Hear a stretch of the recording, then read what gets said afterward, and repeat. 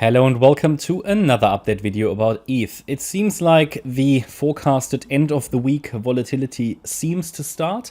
This is normally sort of the time when it starts. As already highlighted, the weekend forecast was sideways and then potentially some volatility towards the end of Sunday. Now we obviously still have some hours, but this is normally sort of the time, sometimes a little later, that it starts, and we seem to be following the forecast at the moment. It seems to start to break down. Earlier in the video, I already showed you that something was changing here on the chart. Something was changing because we talked in yesterday's video about these two trend lines here, the two ascending trend lines, and so far in all these dips, no hourly candle had closed below the ascending trend line, but the last one did. And then it was consolidating between the two, which already suggested a change in behavior on the chart. And now it's following through. And it broke the trend line and it's starting to look good. The forecast was anyway lower. And let's see if it can now follow through. Bitcoin is not moving much, but a little bit. And ETH is following. Actually, it seems to be moving a bit stronger. And the altcoins as well. So it's another red day in the crypto world. At least we start to see some movement. Bear in mind, we will never complete these corrections without red candles. So we need those red candles to do it.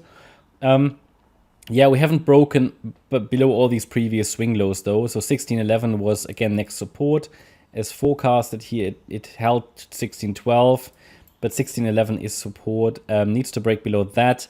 Then needs to take out here the third wave low of the 1st of September. Then 1591 is the next target, 1576. But as I suggested, it is set up for lower, and it will now be interesting to see how this is playing out.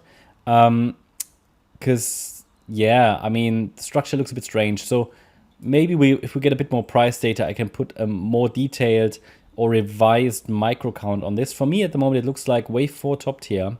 That was at 1663, 1664. That resistance is still relevant.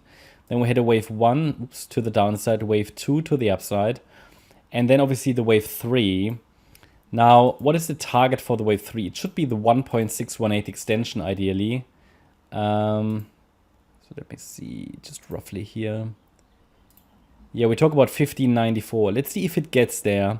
But I will not rule out that this fifth wave is again unfolding as an ending diagonal, because could be that we had here an A wave with 3 waves. This is a B wave, and we're now coming down in wave C of 3. We'll see. But yeah, I mean, what did I just say target-wise? Yeah, 1594. Well, that's very close to the next target anyway, 1591, or, well, next support, this swing low, which will differ a little bit depending on which exchange you're looking at. But most importantly, it seems to start to follow through. So let's see if the rest of the day can push prices lower as we're heading towards the end of the weekly candle. Again, don't underestimate the surprising nature of corrective structures. Yeah, you cannot rule out at this stage that it starts to rally, but in all likelihood it should break down. I mean, against 1663. So that's the resistance level that we need to focus on. A break above it would force a reinterpretation of the chart, a larger corrective rally, potentially all the way up to 1715 next. But at the moment it seems rather that it wants to troll support further and seems to be following here our wave count. So yeah, just a quick middle of the day update. Hope you liked the update. If you did, please hit the like button, leave a comment and subscribe. And if you really like the content, then please check out the channel membership.